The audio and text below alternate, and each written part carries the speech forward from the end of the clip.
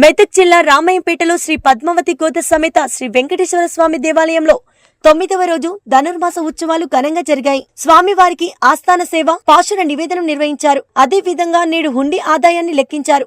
ధనుర్మాసంలో భాగంగా ముక్కోటి ఏకాదశి పర్వదినం సందర్భంగా స్వామివారికి ఏర్పాటు చేసిన స్వామివారి మాలకు వచ్చిన రూపాయలు 1,20,210 రూపాయలు రావడం జరిగిందని, అదే విధంగా నిన్నటి రోజు స్వామివారి హుండీ ఆదాయం 34,850 రూపాయలు వచ్చాయని ఆలయ కమిటీ సభ్యులు తెలిపారు.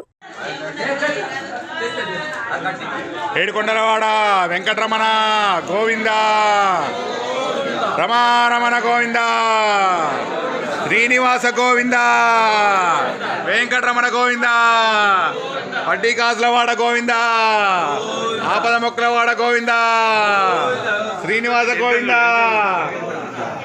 ప్రసాదం పెట్టు కిరణ్, చిన్నవారి కిరణ్.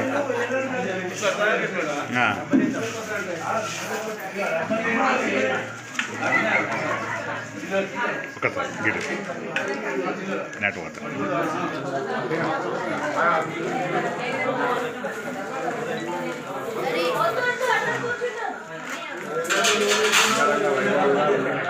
కార్యక్రమం జరుగుతున్నది.